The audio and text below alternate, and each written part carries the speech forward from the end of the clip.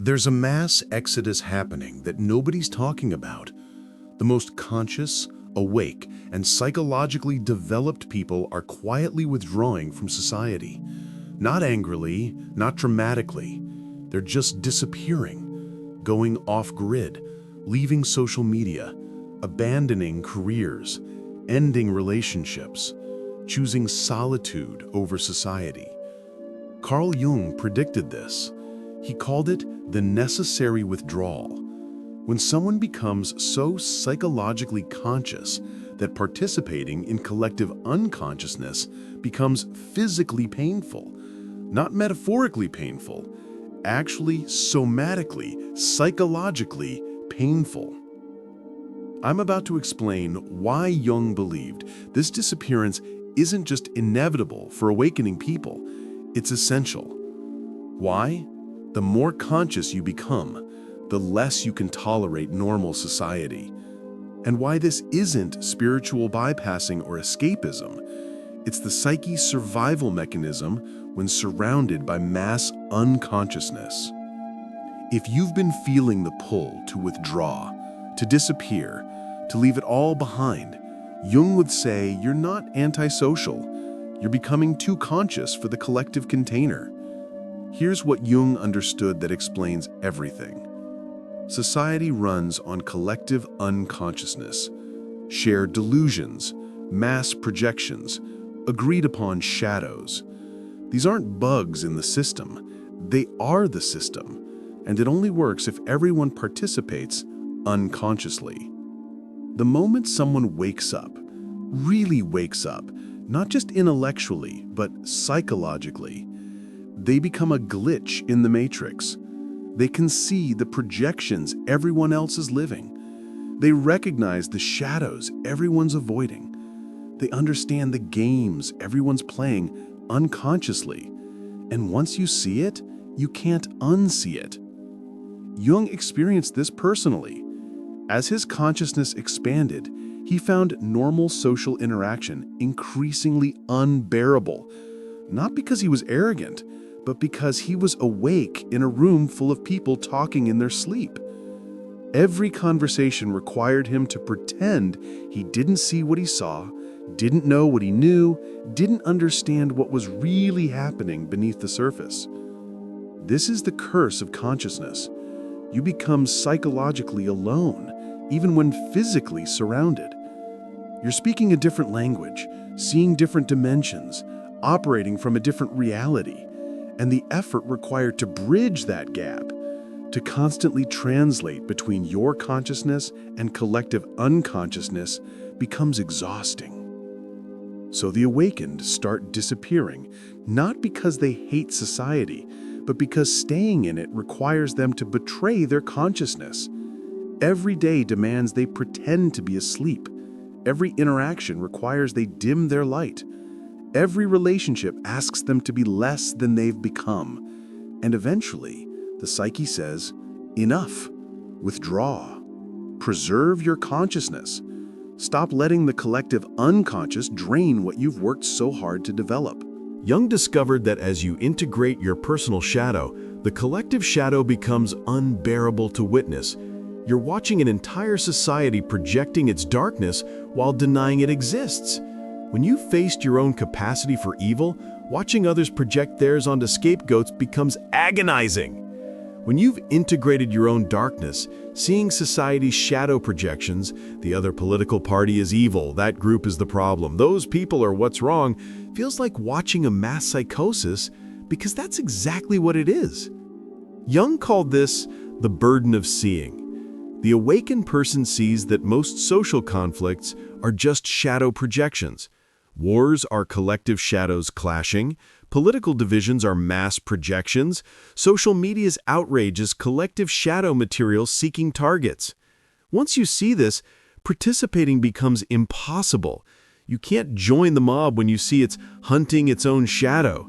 You can't pick sides when you understand both sides are projecting. You can't engage in collective blame when you recognize it as collective unconsciousness. So you withdraw, not from superiority, but from psychological necessity. One of Jung's students described it perfectly. I used to have strong political opinions. Then I integrated my shadow and saw that my opinions were just projections. Now when I see political debates, I see two groups of people violently projecting their unconscious material at each other while calling it justice or truth. I can't participate anymore. It would be like joining a mass delusion. But here's what's really happening. The awakened aren't just seeing the collective shadow, they're feeling it. When you become conscious, you become energetically sensitive. Being around unconscious shadow projection feels like psychological violence. It's not judgment, it's genuine energetic incompatibility. Jung noticed this in his own life. After his individuation, being in crowds became almost unbearable, not because he disliked people, but because he could feel the unconscious material swirling, the projections, repressions, shadows, all creating a psychological storm that only he seemed aware of. This is why awakened people disappear from social media first. It's a 24/7 shadow projection machine. Every scroll is an assault of unconscious material. Every comment section is a shadow boxing ring. For someone who's integrated their shadow, it's like being forced to watch people punch themselves while blaming others for the bruises. Jung's second insight. Once you've individuated toward your authentic self, performing your persona becomes impossible, and society demands nothing but persona performance. Before awakening, you could play the social games unconsciously, smile when expected, say the right things, perform your role. But once you've touched your authentic self, that deeper truth beyond all masks, going back to persona performance feels like psychological death. Every social situation demands performance. The workplace persona, the family role, the social media identity, the acceptable opinions, the appropriate emotions. For someone still identified with their persona, this feels normal.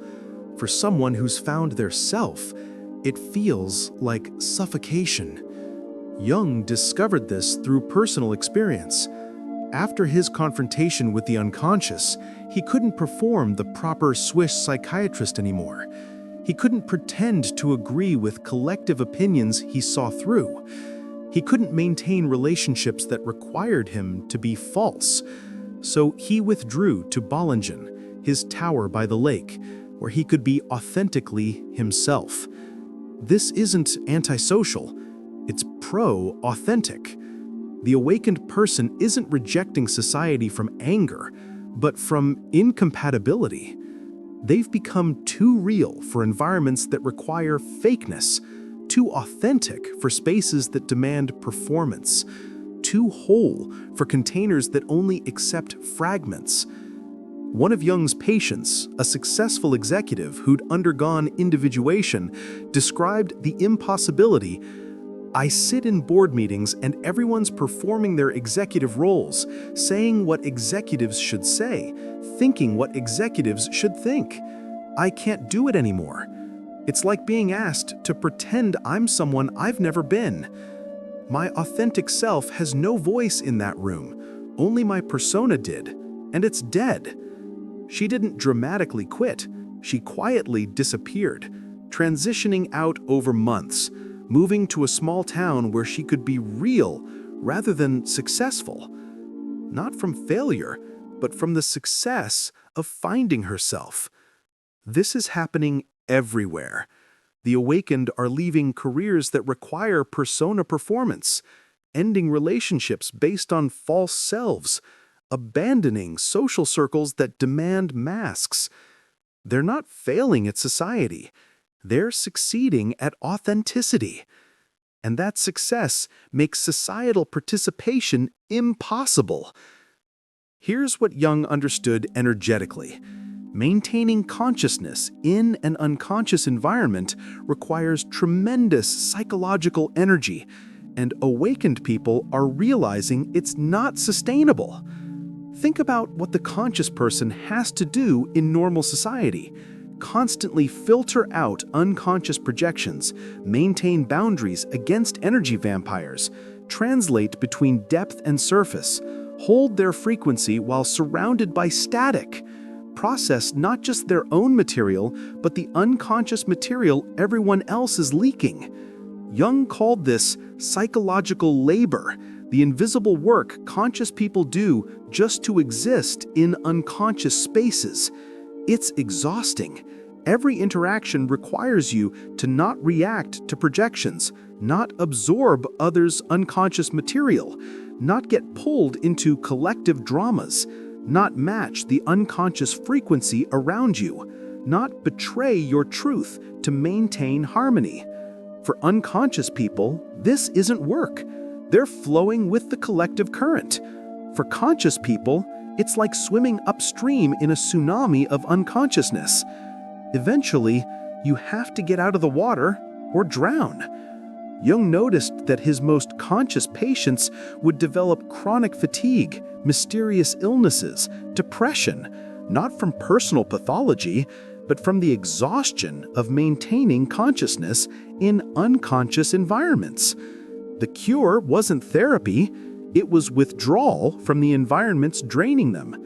One woman, a teacher who'd awakened through years of inner work, developed severe chronic fatigue. Medical tests showed nothing wrong.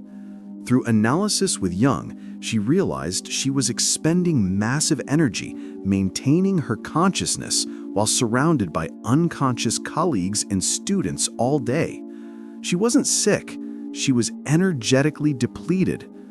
When she left teaching and moved to a cabin in nature, her energy returned within weeks, not from rest, but from no longer having to maintain consciousness against the constant pressure of collective unconsciousness. This is why awakened people disappear to nature, to solitude, to small conscious communities, not to escape responsibility, but to preserve the consciousness they have worked so hard to develop. They understand that consciousness is precious and finite, and spending it on unconscious interactions is like pouring water into sand. Jung identified this withdrawal as archetypal, the hermit phase that every individuating person must enter, not permanently, but necessarily. The psyche requires solitude to integrate what society would fragment. The hermit archetype isn't about misanthropy, it's about psychological necessity. When you're transforming at a fundamental level, you need space from influences that would pull you back to old patterns. You need silence to hear your inner voice.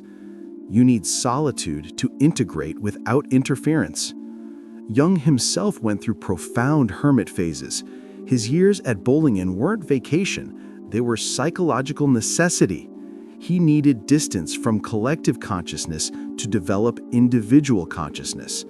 He needed separation from others' projections to understand his own depths.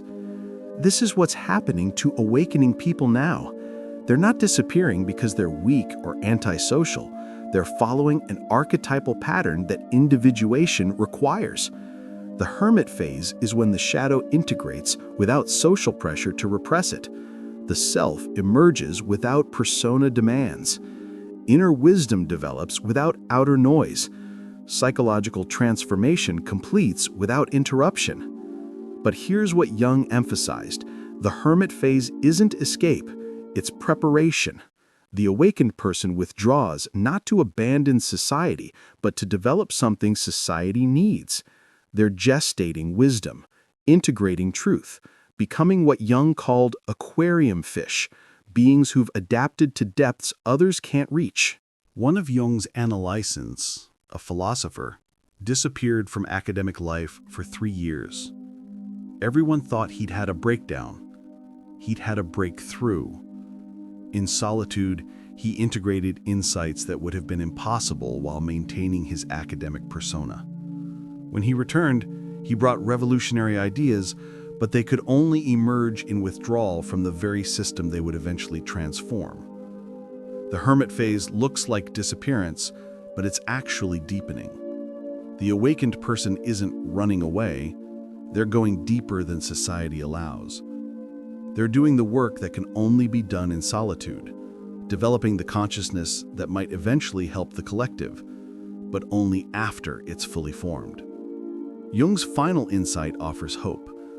The disappeared don't stay gone forever, but when they return differently. Not to participate in unconsciousness, but to offer consciousness to those ready to receive it.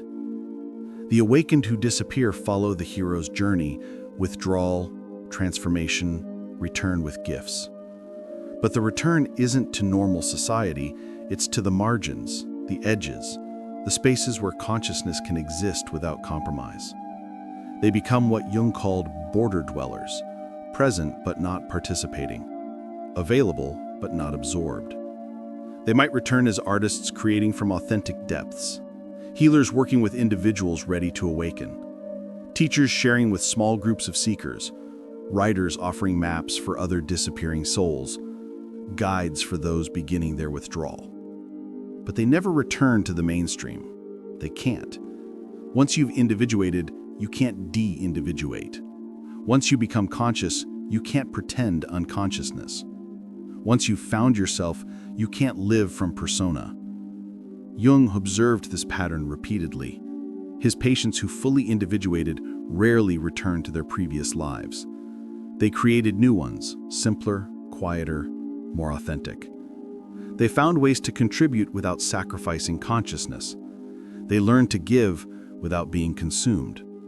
One patient, a therapist who disappeared for 2 years, returned not to traditional practice, but to working with a small group of individuals going through spiritual emergency. She couldn't do general therapy anymore, only work with those experiencing what she'd experienced. Her practice was tiny, but profound. She was invisible to mainstream society, but a lifeline to those awakening. This is the model. Awakened people disappearing from mass society, but reappearing in conscious pockets.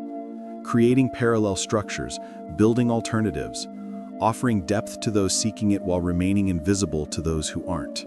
Jung believed this was evolution in action. Not everyone awakens simultaneously. The pioneers disappear first, create new spaces, then become beacons for the next wave. What looks like abandonment is actually architecture, building the structures that will support collective awakening when it's ready.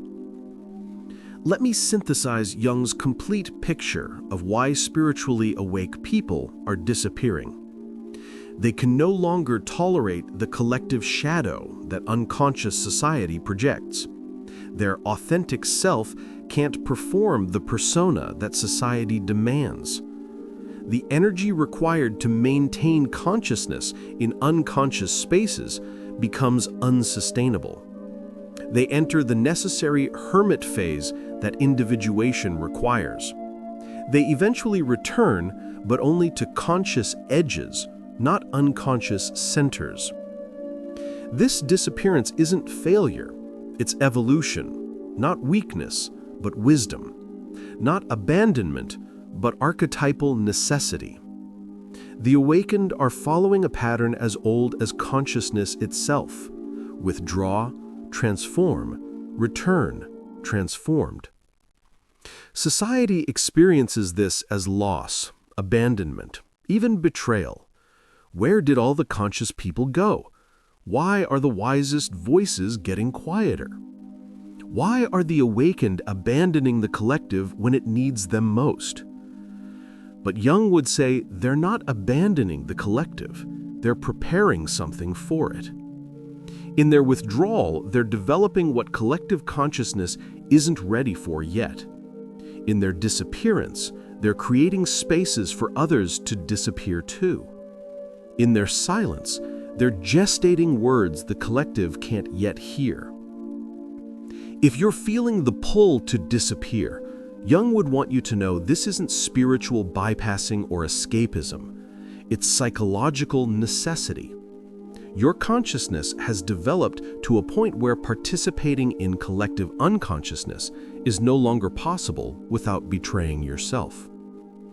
The withdrawal you're feeling isn't antisocial, it's archetypal. You're not abandoning society, you're following the hermit's path that every individuating person must walk. You're not weak for being unable to tolerate unconsciousness. You're conscious, and consciousness requires different conditions than sleep. Let yourself disappear, not forever, but for now. Find your Bolingen, whether it's physical solitude or psychological distance. Stop expending your consciousness on unconscious interactions. Stop performing for audiences that can't see you. Stop translating your depth into surface terms. Your disappearance isn't selfish, it's necessary. The collective needs people who've fully individuated more than it needs people who partially participate. It needs depth more than surface, authenticity more than performance, consciousness more than conformity. And when you return, if you return, you'll return with gifts that could only be developed in disappearance. You'll offer what couldn't be offered while maintaining false belonging. You'll speak truths that couldn't be spoken while performing acceptance. The spiritually awake are disappearing because that's what awakening requires. Not permanently, but necessarily. Not from hatred, but from love. Love of truth, consciousness, authenticity. Love that says, I must become whole, even if that means being alone. Jung would say, disappear consciously. Withdraw with purpose. Use your hermit phase for integration, not isolation. And remember, your disappearance is preparing something. You're not leaving the collective. You're pioneering where it will eventually need to go. If you're disappearing or feeling the pull to withdraw, subscribe to this channel where I explore Jung's insights for those walking the individuation path. Remember, your disappearance isn't abandonment, it's evolution. And the collective needs evolved individuals more than it needs conforming participants.